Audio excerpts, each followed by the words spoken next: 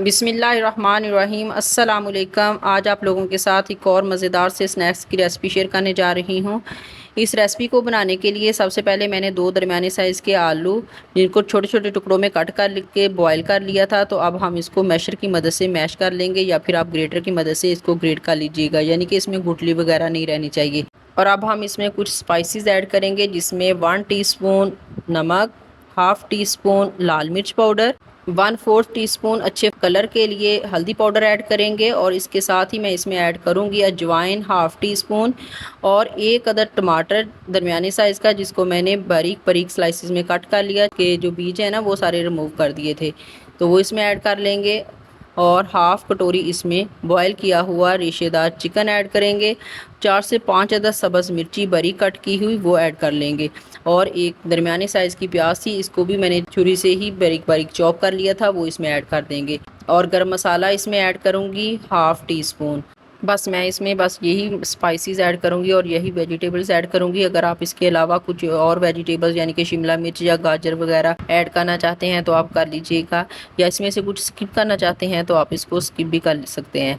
बस इसको अब हम अच्छी तरह से मिक्स कर लेंगे ताकि सबका फ्लेवर जो है वो अच्छी तरह से मिक्सअप हो जाए।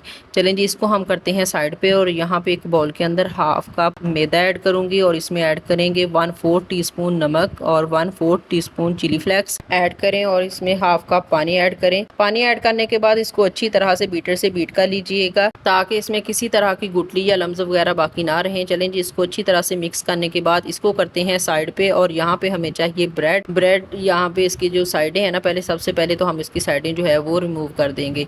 अच्छा, ब्रेड का जो साइड वाला पार्ट है ना, इसको आपने ज़ाया नहीं करना, इससे आप ब्रेड क्रम्स बना लीजिएगा। ब्रेड क्रम्स की रेसिपी भी मेरे चैनल पे मौजूद है, आप विजिट करके तो मेरी वो वाली वीडियो भी देख सकते हैं। और चलें जी, अब हम इस ब्रेड को ना बेलन की मदद से हल्के हाथों से इसको अच्छी तरह से बेल लेंगे। ब्रेड को बेल लेने के बाद जो फिलिंग हमने तैयार करके रखी हुई थी ना, इसको बिल्कुल एक रोल की शक्ल दे के तो ब्रेड की एक साइड के ऊपर आपने वो रख देनी है और दूसरी साइड पे आपने मैदे का बैटर बना के रेडी करके रखा हुआ था, ब्रश की मदद से अच्छी तरह से लगा लीजिएगा ताकि ये अच्छी तरह से फोल्ड हो जाए। ऊपर वाली साइड से इसको फोल्ड करें और अच्छी तरह से बंद कर दें।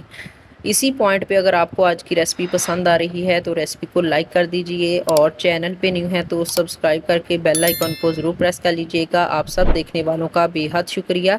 चलें जी, अल्हम्दुलिल्लाह हमने रोल्स जो हैं जितने हमें चाहिए थे हमने बना के रेडी कर लिए हैं। अब मैं आपको इसके फ्राई करने का मेथड भी बता देती हूँ। यहाँ पे एक पैन के अंदर मैंने 2 table spoon cooking oil add कर लिया है। ब्रश की मदद से अच्छी तरह से सारे पैन के अंदर फैला लेंगे। फ्लेम को ऑन कर लिया है, फ्लेम हमारा मीडियम टू लो रहेगा। मीडियम टू लो फ्लेम पे हमने इसको शैलो फ्राई करना है, हमने इसको डीप फ्राई नहीं करना। जब एक साइड से इसका गोल्डन सा कलर आ जाए तो तब आप इसकी साइड को चेंज करें। इसी तरह इसकी साइडों को चेंज करते हुए तो आप इसको फ्राई कर लीजिएगा। उम्मीद करती हूँ आपको आज की रेसिपी पसंद आई होगी। कमेंट बॉक्स में अपनी कीमती राय का इजहार जरूर कीजिए कि आपको आज की रेसिपी कैसी लगी। आप इस स्नैक्स को बच्चों के लंच बॉक्स में दे सकते हैं या नाश्ते में बना के दे सकते हैं। बनाने में भी ईजी हैं और खाने में बेहद टेस्टी हैं। अगर आपने आलू पहले से बॉयल करके रखे होंगे तो फिर तो ये तकरीबन 5 मिनट में बन के तैयार हो जाएंगे इंशाअल्लाह ताला।